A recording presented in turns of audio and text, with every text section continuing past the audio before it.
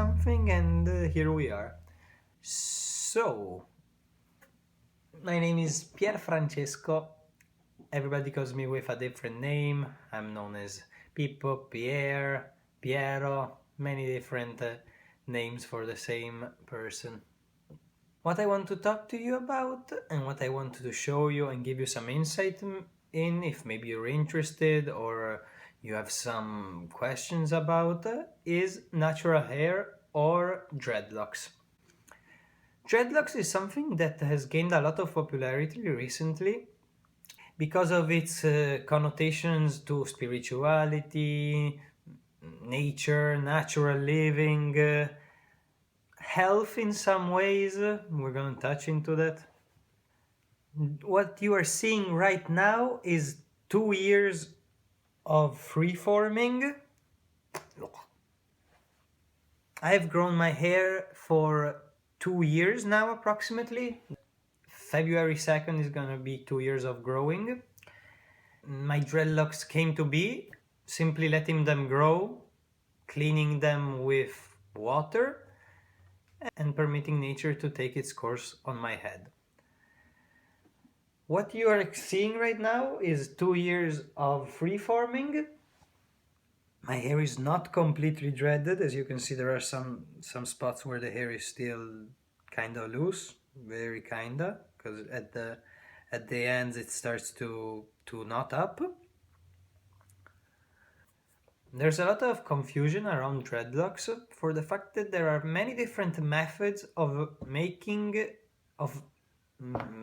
them, because many people may not have encountered the freeform method, or may be scared of just letting their hair grow from straight to a mess, basically. Because the fact is that every method to make dreads, that might be crochet, that might be backcombing, that might be twist and rip, aims to start your hair by taking a section of the hair and making a sort of hair lump out of it, so to keep it in place. But many people then believe that in order to keep the dreads going, you have to continue the maintenance. While dreadlocks is a completely natural process that happens by itself. And here is the really interesting part out of it. Dreadlocks is simply natural hair, by simply letting the hair be as it is. I personally have gained a lot of insight and a lot of truth from dreadlocks and from growing my natural hair, for the simple reason that in our society many times we think that we should be a certain way, that we should keep our hair a certain way, that we should dress a certain way, that there's a certain way to do stuff. Dreadlocks and natural hair teaches you to accept yourself just as you are, because this is not the way I envisioned myself. Of course, I wanted natural hair, but I didn't expect this to be here and this to be here and this to be here, but I just have to go with it because it teaches you a lot. It permits you to learn a lot about self-acceptance, so about not caring if you're not how you would like to be, but just letting the process, letting your hair be. So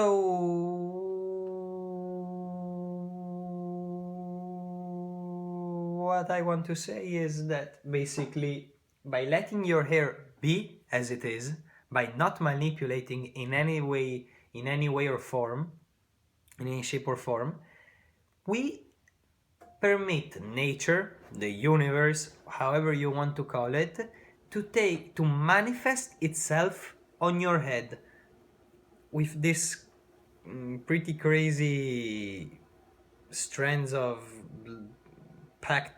compact hair.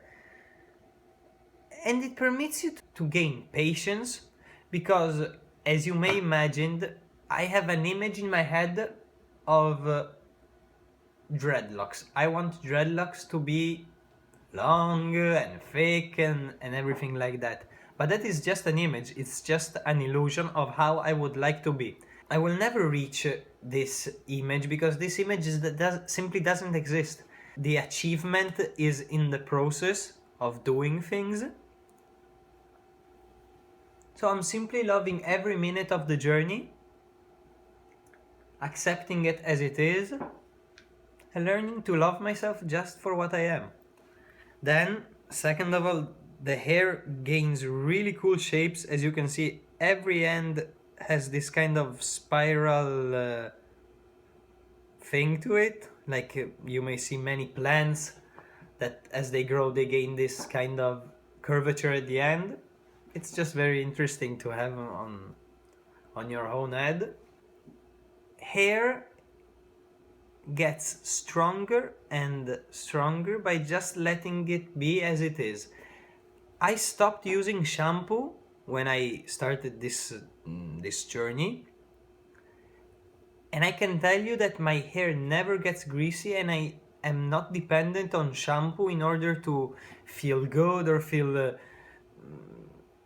that I can go outside and be accepted by others, simply because I embrace my natural self, and by embracing that, I come to realize that the way I want to be is the way I want to be. See, already is. There's nothing I need to do. This hair would have already manifest if I would have let it grow. The fact is that I've always tried to keep it in a certain way. I've always wanted to look a certain way to others. But by simply letting go of all manipulation, I'm able to reach this state of contentment for things just as they are. If you want to see a 360, this is the front, this is the side. As you can see, it's not fully formed. As the time passes, the hair matures, evolves, and grows with me.